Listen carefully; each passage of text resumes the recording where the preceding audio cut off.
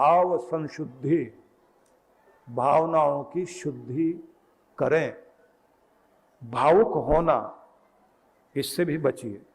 ज्यादातर जितने भी भावुक लोग हैं उनका फायदा दुनिया बहुत लेती है। वो जो जल्दी जोश में आ जाते हैं ना, बंटवारा हो रहा दो भाइयों में, अब एक भाई ने ये बोल दिया तुम्हारा त्याग तपस्या सब नाटक है, ड्रामा बहुत करते हो, बड़े सज्जन बनते हो नहीं। और त्याग का भी ढिंडोरा मत पीटा करो, तुम कोई त्याग व्याग नहीं करते, बस इतना सुनना है, वो उफन जाएगा, एकदम जोश में आ जाएगा। ये पड़ा तुम्हारा सब कुछ, जो फैसला करना करो, मैंने तुम्हें सब दे दिया, मैं कुछ लेने वाला नहीं हूं, जो फैसला करना है अपने आप कर लो, 4 आदमी बैठाने की जरूरत भी नहीं है। अब जोश में आया हुआ, अब उसके बाद वो फिर कहेगा अभी बोल तो दिया आपने, ये ले लो वो ले लो, आप देने वाले नहीं, अगर देने वाले हो तो करो साइन यहां पर। अब वो और जोश में आएगा, ये कर दिए साइन, ये लो और मैं जा रहा हूं, मुझे कुछ नहीं चाहिए यहां से। वो सोचता है कि ऐसे बोलने से अगला आदमी प्रभावित हो जाएगा, लेकिन चालाक आदमी आपसे साइन भी ले लेगा, जो आपसे चीज लेनी वो लेगा। ज्यादातर दुनिया में भावुक लोग जो है वो धोखा खाते हैं और बाद में पछताते रहते हैं। परिवार के लोग बोलते रहते हैं कि इस भावना में आकर आपने अपना सब कुछ खो लिया। कितनी बड़ी बात कृष्ण भगवान ने कही है कि अपनी भावनाओं का जो ये ज्वार तुम्हारे अंदर उठता है, इसे कंट्रोल करना सीख जाओ, नहीं तो तुम्हारा फायदा लेने के लिए दुनिया तैयार बैठी है, क्योंकि तुम फिर सॉफ्ट टारगेट बनोगे, आसान टारगेट बन जाओगे हर किसी का। साधना में एक चीज प्रयोग कराई जाती है कि आपके ब्रेन 2 हैं, लेफ्ट ब्रेन राइट ब्रेन। ये लेफ्ट ब्रेन जो है आपके शरीर का राइट पोर्शन चलाता है, राइट वाला लेफ्ट को चलाता है। अब लेफ्ट वाला ब्रेन जो है वो बहुत लॉजिकल है, बहुत तार्किक है, बड़ा हिसाब किताब वाला है। ये शरीर के राइट पोर्शन को चलाता है, यहां वाला इधर वाले को चलाता है, इधर वाला इधर वाले को चलाता है। कोई एक क्लॉट होगा यहां और सो जाएगा शरीर का इधर वाला हिस्सा। तो एक बहुत इमोशनल है, क्योंकि भगवान ने हमें ऐसा बांट रखा है कि आधा हिस्सा मां का है शरीर में और आधा पिता का है। ये जो आपका दायां हाथ है ये पिता वाला हाथ है, ये जो कोमल हाथ है ये मां का हाथ है। और हमारे यहां परंपरा भी है, जब कोई मां अपने बच्चे को गोद में लेती है ना, तो आपने उसको देखा होगा, वो जो कंधे पर रखती है सिर बच्चे का, तो बाएं कंधे पर सिर रखेगी, दाएं तरफ उसके पांव पकड़ के रखती है ऐसे, क्योंकि यहां उसका हार्ट है ना मां का, अपने हार्ट से दिल से चिपका के रखती है, यहां से वो अपना प्यार दे रही होती है और उसका प्रभाव सारा मस्तिष्क में जाता है। ये जो आपका राइट ब्रेन है ये मां का ब्रेन है, इससे आपके शरीर का लेफ्ट पोर्शन चलता है। तो कुछ लोग होते हैं जो जिनके शरीर में मोनोपोली होती है राइट ब्रेन की, वो बहुत इमोशनल मिलेंगे आपको, निर्णय बिल्कुल नहीं लेना आता उनको, हिसाब करेंगे नहीं, नंबर याद नहीं रहेंगे, किसी के घर का नंबर भी याद नहीं होगा उनको। अगर उनसे पूछो ना कि उनके घर जाना, उनका नंबर बताइए, बोले आप जो है ना चौराहे से जाना, दाईं तरफ मुड़ जाना, वहां पर एक पेड़ है, उस पर कौवा बैठा रहता है, उसके आगे आप जाओगे तो आगे एक लाल मकान है, उसके आगे भैंसा बैठा रहता है, वहां से आप बाईं तरफ गली में मुड़ना, फिर उनका जो पिंक कलर का मकान है वहां पर एक कपड़ा प्रेस करने वाला धोबी भी बैठा रहता है। अब किसी दिन कौवा उड़ गया और भैंसा भाग गया, मकान गायब, वो बेचारा ढूंढता रह जाएगा, मिलेगा ही नहीं। जिनका लेफ्ट ब्रेन बहुत हावी रहता है उनके अंदर, उनकी मोनोपोली रहती है, उनके साथ एक मजे की बात देखिए आप, सीए हो, चार्टर्ड अकाउंटेंट,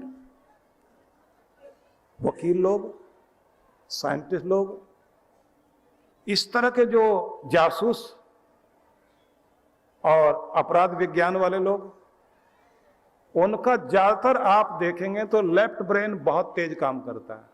उनके सामने आप एक साथ 20 फोन नंबर कागज पर लिख करके एक बार दे दीजिए, एक बार ऊपर से नीचे तक पढ़ेंगे, सारा याद।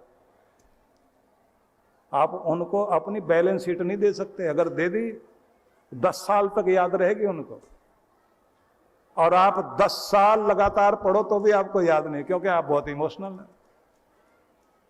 अब पूरी दुनिया में इस बात पर काम हो रहा है कि व्यक्ति के दोनों ब्रेन बैलेंस में रह सकें, उसके लिए कुछ प्रयोग कराए जाने चाहिए। एक तो कहते हैं आदमी को बैडमिंटन खेलना चाहिए, एक चेस, शतरंज वगैरह जो आप खेलते हैं, और एक खेल जो है जो रशियन लोग कहते हैं कि 3 बॉल बच्चों को सिखाओ कि 3 बॉल एक साथ ऐसे ऐसे उछाले। हमारे देश में इस पर कहा गया है कि आप 7 प्राणायाम सीख लें, और उसमें मेन प्राणायाम है अनुलोम विलोम। इसे अगर आप करने वाले बन जाएं तो आपके दोनों ब्रेन का बैलेंस बनना शुरू होगा, और अगर ठीक से मेडिटेशन करनी आ जाए तो आप फिर अपने इमोशन पर भी काबू पाओगे। नहीं तो ये कि कोई भी रोकर आपके सामने कहानी बोलेगा, आप अपना सब कुछ उठा के उसको दे दोगे। निर्णय लेने की क्षमता नहीं रहेगी। अब कई बार आप देखते हैं ना कि महिलाओं को जब आप घर में पत्नी को बोलते हैं पार्टी में जाना है, जल्दी तैयार हो जाओ, कितना टाइम लगेगा, वो बोलेगी 20 मिनट। आप ठीक 20 मिनट जाके 20 मिनट बाद वहां जाके खड़े होना, वो अलमारी खोल के उसके सामने ऐसी खड़ी मिलेगी। क्या हुआ, तैयार क्यों नहीं? नहीं, मैच नहीं मिल पा रहा। अब पति सहयोग करवाएगा, सहयोग कराते कराते नहीं ये वाला पहन लो, ये वाला पहन लो, आधा पौना घंटा और लग जाएगा, लेकिन डिसीजन होना बहुत मुश्किल है। आपने खरीदारी करते हुए देखा होगा, जो बहुत इमोशनल लेडीज होती हैं, सारी साड़ियों की दुकान की सारी साड़ियां फैलवा देंगी, और उसके बाद समझ में नहीं आएगा, पहले तो ऐसे बैठी रहेगी, उसके बाद कि भैया अगली बार आएंगे फिर देखेंगे। जेंट्स लोग जो आपने देखा है कि जो ज्यादा हिसाब किताब वाले लोग होते हैं ना, दुकान में घुसे, ये वाला ये वाला ये वाला ये पैक करना और उसके बाद भिजवा देना, हिसाब करके मेरे पास भेजिए, मैं उसके बाद में पैसे भिजवाऊंगा आपको। ज्यादा टाइम ही नहीं लगता। बहुत सारे पुरुष लोग बहुत इमोशनल होते हैं, वो निर्णय ही नहीं कर पाते अपनी जिंदगी में। आपकी पर्सनैलिटी क्या है ये आपने देखनी है। ये जो कृष्ण भगवान कहते हैं भाव संशुद्धि, भावनाओं का शुद्धिकरण करो, बहुत इमोशनल मत बनो, जितना जरूरी है उतना इमोशनल हो, और बहुत ज्यादा तार्किक भी नहीं, क्योंकि इमोशनल आदमी को रिश्ते संभालना तो आता है, बहुत तर्क वितर्क वाला आदमी रिश्ते नहीं संभाल पाता। तार्किक लोगों में समस्याएं बहुत ज्यादा है। ये आपने जापान में सबसे ज्यादा आत्महत्याओं के बारे में आप सुनते हैं, और जितने प्रोफेशनल लोग हैं उनमें साइंटिस्ट लोग बहुत आत्महत्या करते हैं, बहुत दिमाग वाले लोग हैं। पर जिन्होंने दुनिया में बहुत तरक्की की, उन विज्ञान वेत्ताओं में भी मैं आइंस्टाइन का नाम लेता हूं। आइंस्टाइन जो है, जब उसको जर्मनी को छोड़ के भागना पड़ा, उसके पीछे फौज भेज दी गई थी, और किसी ने सूचना दी कि अभी हिटलर तुम्हें गिरफ्तार करवाने के लिए वहां से फौज के आदमी, फौजी भेज दिए हैं, अब जो सामान अपना लेकर भाग सकते हो भाग जाओ। तो दौड़कर अपने घर में आया आइंस्टाइन, दुनिया का इतना बड़ा साइंटिस्ट, और अपने घर में आकर उसने कोई सोना चांदी हीरे जवाहरात नहीं उठाए, अपनी वायलिन उठाई और कंधे पर रखकर भागा। तो किसी ने पूछा कि कोई कीमती चीज? बोले बस यही कीमती चीज है। मेरे लिए तो यही कीमती चीज है। अमेरिका में भी रहा, जितने भी आविष्कार किए, अपने तनाव में, दबाव में कहीं भी बैठा होगा, लेकिन अपना साज छेड़ा जरूर, अपने आप को तरंगित करने के लिए। क्योंकि बहुत ब्रेन वाले को ज्यादा जरूरत पड़ती है म्यूजिक की, आर्ट की, कला की। तो जो मैं आपको बताना चाहता हूं, संतुलन बनाइए, अपनी भावनाओं पर काबू पाएं और थोड़ा अभ्यास करें भक्ति का, जिससे आपके मन में शांति और स्थिरता बनी रहे। अपने जाप पर ध्यान दें और जितना अपने ऊपर भरोसा करें, उससे कहीं ज्यादा अपने परमात्मा पर भरोसा करें। तो मैं कुछ बिंदु याद करा देता हूं आपको, जिनको आप आखिर में याद रखेंगे। पहली चीज, जैसे सुबह आपको कही थी मैंने, कृतज्ञता, धन्यवाद करने की आदत। जो दिया, जितना दिया, जैसा दिया, जिस तरह से दिया, उस सब को याद करके अपनी जिंदगी के 10 बेहतरीन चीजों को, नियामतों को याद करके हर रोज उस भगवान को धन्यवाद करना सीख जाइए। आपको प्रार्थना करनी आ गई और कृपाएं आपकी तरफ आनी शुरू हो जाएंगी। ये पहली बात पकड़ लीजिए आज से। आज का दिन मेरे लिए बहुत स्वर्णिम सुंदर, मेरे प्यारे परमात्मा ने मुझे अच्छा दिमाग, अच्छी सेहत, अच्छा भोजन, अच्छे वस्त्र और अपने साथ अपने परिवार और समाज की सेवा करने की क्षमता मुझे प्रदान की। मैं उस मालिक का धन्यवाद करता हूं। मेरे मन की शांति और डरों को जीतने का बल जिस प्यारे प्रभु ने मुझे दिया है, मैं सिर झुका के उसे प्रणाम करता हूं। ऐसा कहकर हर दिन की शुरुआत करना। दूसरी बात,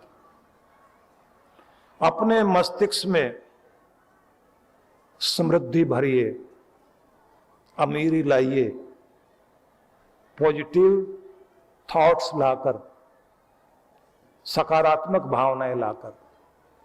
आपकी गरीबी वहां से शुरू होती है जब आपका मन गरीब होता है और आपके विचार गरीब होते हैं, आपकी सोच गरीब होती है। अपनी सोच को समृद्ध बनाइए, समृद्धि आपकी तरफ जरूर आएगी। ये दूसरा विचार जिसको आप ध्यान देंगे। मैं ये कहना चाहता हूं कि जिस ऊंचे सिंहासन पर आप बैठना चाहते हैं, पहले कल्पना में अपने आप को उस सिंहासन तक लेकर जाइए। एक दिन आप वहां पर जरूर बैठोगे। तो अपनी सोच को ऊंचा करो जरूर। अब तीसरी बात, मैं धीरे धीरे बोलता जा रहा हूं, आप नोट करते जाना। आपकी समस्त दौलत में सबसे बड़ी दौलत आपका स्वास्थ्य है। आपकी सेहत ठीक रह सके, इसके लिए समय जरूर निकालिए, क्योंकि स्वास्थ्य में ही सुंदरता है, स्वास्थ्य में ही बल है। स्वस्थ आदमी के लिए ही दुनिया के सब आनंद है, बीमार के लिए दुनिया में कुछ भी नहीं। इसलिए अपनी सेहत पर खर्च करिए, अपना समय, अपना धन, अपनी बुद्धिमत्ता, अपनी अक्ल अपने स्वास्थ्य पर खर्च करो। बहुत सलाह देते हम दूसरों को, थोड़े राय साहब अपने लिए जरूर बने। 3 बातें हुई। अब चौथा विचारणीय बिंदु आपसे कहूंगा, क्योंकि जो मैं आपको आगे बोलकर सुनाता, अब मैं उसके पॉइंट्स दे रहा हूं। टाइम कम है ना।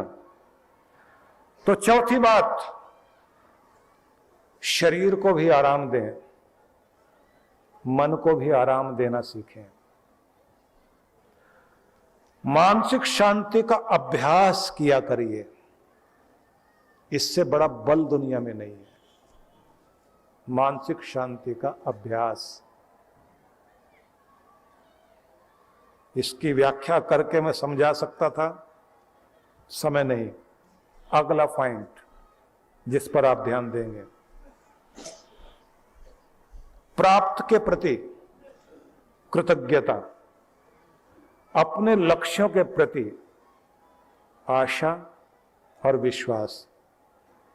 जो आज की उपलब्धि है, आज जो कुछ मिला हुआ, उसके प्रति आभार व्यक्त करो। शुक्र है, शुक्र है, शुक्र है तेरा मालिक, बहुत धन्यवाद, बहुत धन्यवाद, बहुत धन्यवाद, मैं बहुत खुश हूं, बहुत खुश हूं, लाख लाख धन्यवाद तेरा। ये कहना सीखिए, वाह वाह करना सीख जाइए, आहा कहना नहीं। जिसको वाह कहना सीख लिया, जिसको आ गया, उसकी जिंदगी भी वाह वाह ही हो जाती है।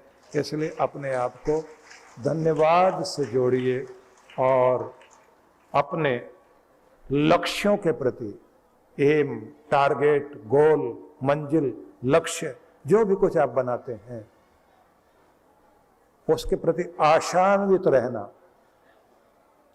होप बनाए रखना।